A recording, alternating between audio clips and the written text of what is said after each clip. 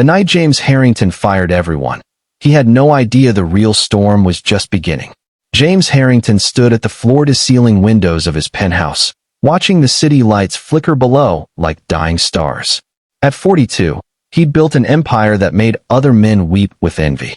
Tech genius, venture capitalist, the man who turned ideas into gold. But tonight, something gnawed at him, a restlessness he couldn't name. His phone buzzed. Another deal closed. Another million made while he slept. He barely glanced at it. 3 floors below, in the cramped quarters designated for household staff, Elena Vasquez sat on the edge of a narrow bed, her hands trembling as she held a photograph. Her daughter's face smiled back at her from the creased paper, frozen at age 4, forever laughing, forever gone. 6 years had passed since the fever took her. 6 years since Elena learned that poverty wasn't just about empty pockets. It was about watching your child slip away because you couldn't afford the medicine that could have saved her. She tucked the photo back into her worn Bible and stood. The night shift was hers now. Mrs. Chun, the head housekeeper, had quit that afternoon after Mr. Harrington's latest tirade about the cost of fresh flowers. 3 others followed. The staff was down to almost nothing, but Elena stayed. She always stayed. Where else could she go? The elevator ride to the 15th floor felt longer than usual. The Harrington residence occupied the top 3 floors of the building, a monument to excess that Elena had learned to navigate like a ghost. Invisible, efficient, forgotten. She pushed open the door to the nursery and froze. The room was an icebox.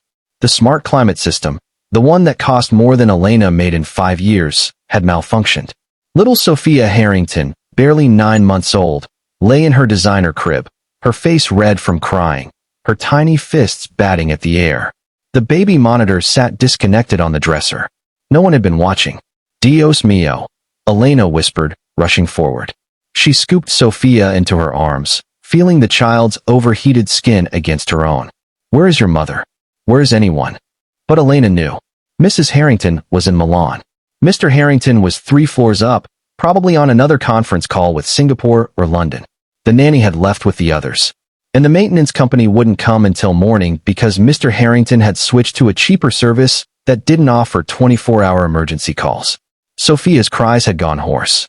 How long had she been screaming? Elena wrapped the baby in her own cardigan, a threadbare thing she'd owned for a decade, and began to pace. She'd done this before, in another lifetime, with another child. Her body remembered the rhythm. Rock, sway, hum softly. The memories crashed over her like waves, but she pushed them back. Not now. This child needed her now. But the baby wouldn't stop crying. The room was too cold, the air too stale. Without thinking, Elena made a decision that would change everything. She carried Sophia to the private elevator, pressed the button for the rooftop garden. The doors opened to a winter night, crisp and clear. The garden was Mr. Harrington's vanity project, imported trees, a koi pond, benches carved from single pieces of marble. Elena had cleaned here 1,000 times, but never sat down. Not once. Tonight, she sat. She settled onto a bench beneath a cherry tree, pulling her shawl tighter around both of them. The cold air shocked Sophia into silence, and then, gradually, the baby's breathing began to even out. Elena started singing, a lullaby in Spanish, the same one she'd sung to her daughter. Her voice cracked on the familiar words, but she kept going. Dormit mi nina, dormit mi sol, dormit pedazo de mi corazón. Sophia's eyes fluttered closed. Her little hand curled around Elena's finger with surprising strength. And Elena, exhausted from a double shift and the weight of 6 years of grief, let her own eyes close. Just for a moment. Just to rest. She didn't wake when dawn broke over the city. Didn't hear the footsteps approaching. James Harrington had been awake for 23 hours straight. The Tokyo deal was imploding, and his partner was threatening to walk. He'd come up to the garden for air, for space to think, for anything that might clear his head. Instead, he found his daughter sleeping in the arms of a woman he'd seen 1,000 times but never really looked at. His first reaction was rage. Pure, white-hot fury. Who was this person? What was she doing with Sophia outside, exposed to the elements? He strode forward, ready to snatch his daughter away, ready to call security, ready to. Then he stopped. Sophia looked peaceful. More peaceful than he'd ever seen her. The baby who cried through every night, who rejected every nanny they'd hired, who seemed perpetually miserable despite the fortune spent on her comfort. That baby was sleeping soundly, her face pressed against a worn shawl that probably cost less than his socks. And the woman? She looked exhausted, ancient and young at the same time. Her face was lined with a sadness so deep it seemed carved into her bones. But her arms held his daughter with a tenderness that made something in his chest twist painfully. "What?" James's voice came out as a whisper. "What are you doing?" Elena's eyes snapped open. For a moment, they stared at each other, billionaire and maid, father and stranger. Then she looked down at the baby in her arms and back up at him, and he saw something in her expression that made his anger evaporate. Fear. She was terrified. "Mr. Harrington, I'm sorry, She started to stand, to hand Sophia over.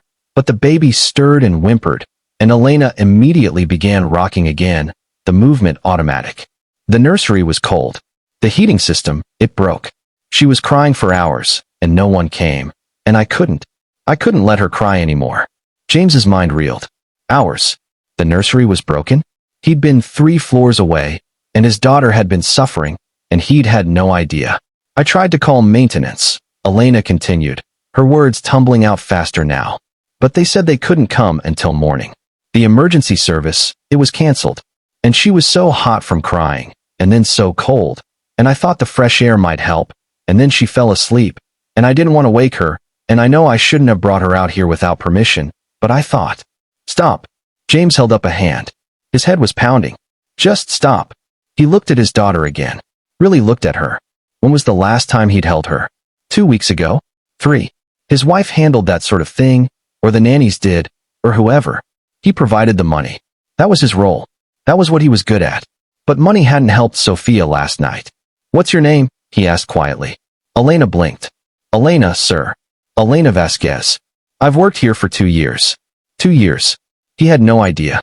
"How long have you been out here, Elena?" She glanced at her watch and paled. 4 hours? Maybe 5. "I'm sorry, I didn't mean to fall asleep. You've been holding my daughter outside in the cold for 5 hours. James's voice was flat. "The cold helped her settle," Elena said quickly. "Babies sometimes need the temperature change to reset, and she was so overwrought." And she stopped, seeing his expression. "I'll go. I'll leave now. I understand. I overstepped." She started to rise again, carefully protecting Sophia's head, preparing to hand the baby over. But James didn't reach for his daughter. Instead, he sat down on the bench beside Elena, close enough to see the tears she was trying to hide. "You lost a child," he said. It wasn't a question. Elena's breath caught. "How did you?" "The way you're holding her. That's not training. That's memory." For a long moment, neither of them spoke. The city woke up around them, car horns and sirens, and the distant rumble of the subway. Finally, Elena nodded. Her name was Lucia. She was 4 when the fever took her. "We couldn't afford the antibiotics. By the time the free clinic had an opening, it was too late." Her voice was steady, but James saw her hands shaking. "I held her just like this at the end, singing, praying it would be enough. But it wasn't." The words hit James like a physical blow. He thought about the medical bills he paid without looking at them, the concierge doctors, the hospital wing that bore his family's name. His daughter got sick, and specialists appeared. This woman's daughter got sick and died. "I'm sorry," he said, and meant it. Elena looked at him with surprise, as if she'd never heard him apologize for anything. Maybe she hadn't. "Sophia reminds me of her sometimes," Elena continued softly. "The same dark hair. The same stubborn little chin. When I heard her crying last night, I couldn't just let her suffer. Even if it cost me my job. Even if you're angry. I had to try to help." Something was breaking open inside James's chest. Something he'd kept carefully sealed for years. "You should have woken me," he said, but the words had no force behind them. "Would you have answered?" The question was gentle but direct. James had no answer. He thought about his do not disturb settings, his locked office, his silent penthouse where he'd sat for hours while his daughter cried 3 floors below. Would he have answered? He wanted to say yes. But they both knew the truth. Sophia stirred, made a small sound, and Elena immediately adjusted her position, pulling the shawl tighter. The gesture was so instinctive, so full of practiced care, that James felt ashamed. When was the last time he'd anticipated his daughter's needs? When had he ever put her comfort before his own? My wife is coming back tomorrow, James said finally. From Milan. Elena nodded, still rocking gently. She'll want to know what happened. Why the nursery was broken. Why no one was watching Sophia. He paused, watching Elena's face. What should I tell her? The truth, sir. That the staff quit. That the systems failed. That your daughter was alone. Elena met his eyes. That I did what I could. That's not the whole truth though, is it? James leaned forward, resting his elbows on his knees. The whole truth is that I've been so focused on building my empire that I forgot I had a daughter. The whole truth is that a woman I've never bothered to speak to has shown my child more love in one night than I've shown her in 9 months. Mr. Harrington. Don't. He straightened up, running a hand through his hair. Don't make excuses for me.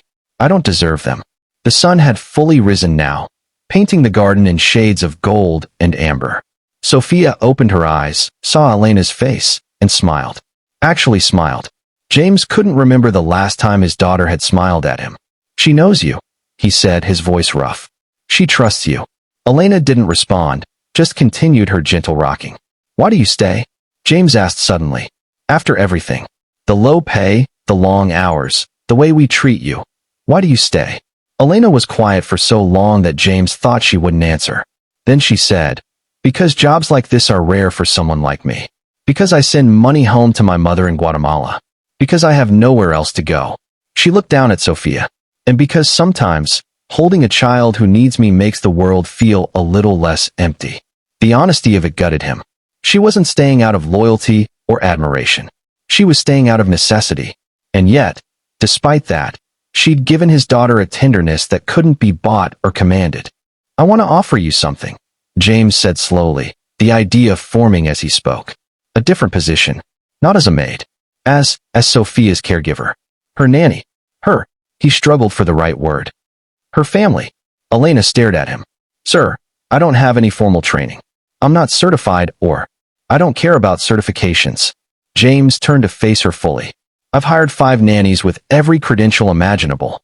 All of them quit or got fired. None of them loved my daughter. But you do, don't you? Elena looked down at the sleeping baby in her arms. When she spoke, her voice was barely audible. Yes. God help me, yes. Then stay. Not as staff. As family. Live with us. Properly. With respect and dignity and everything that should have been offered from the beginning. James felt the words rushing out now, desperate and clumsy. I can't undo the past 2 years. I can't bring back your daughter. But I can give you this. A place. A purpose. A child who needs you as much as you need her. Mr. Harrington, people will talk. Your wife, your friends. Let them talk. James stood up, suddenly certain. I built my fortune by taking risks on things I believed in. I believe in you, Elena. I believe in what I see right here. He gestured at Sophia, peaceful and secure in Elena's arms. That's worth more than all the money I've ever made. Elena's eyes filled with tears. I don't know what to say. Say yes. Say you'll stay. Say you'll help me become the father Sophia deserves. James knelt down in front of the bench, bringing himself to her level. Please. I'm asking not as your employer, but as a desperate father who just realized he's been failing at the most important job of his life. The question hung in the air between them. In the distance, the city roared with its usual chaos. But here, in this garden, there was only the sound of a baby's soft breathing and 2 adults discovering what it meant to be truly seen. Elena reached down and wiped her eyes with her free hand. Then she looked at James with an expression he couldn't quite read. Hope mixed with fear. Grief mixed with possibility. On one condition, she said finally. Anything. You be present. Not just with money or promises, but with time. With attention. You learn to hold your daughter. You learn her cries. You become her father, not just her provider. James felt the challenge in her words. The accusation. The truth. He nodded slowly. Deal. Elena extended her hand, still holding Sophia with the other arm. Then yes, Mr. Harrington. I'll stay. They shook hands, an awkward gesture that became something more significant in its simplicity. A pact. A promise. A beginning.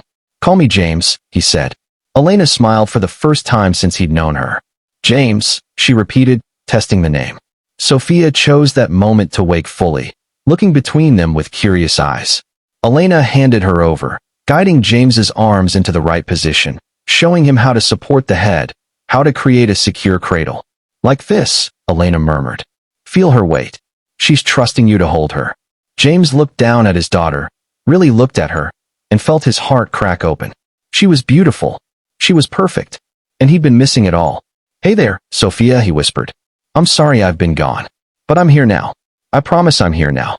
The baby grabbed his finger, just as she'd grabbed Elena's, and held on tight. In that moment, James Harrington understood what his billions had never taught him. That true wealth wasn't measured in what you owned, but in who you loved and who loved you back. That family wasn't about blood or status, but about showing up when it mattered most. He glanced at Elena, who was watching them with tears streaming down her face, and made a silent vow. He would do better. Be better. For Sophia. For Elena. For himself. The sun continued to rise, painting everything in shades of new beginnings. And in a garden high above the city, 3 people who'd been lost in their separate ways found the first steps towards something they'd all been searching for. Home.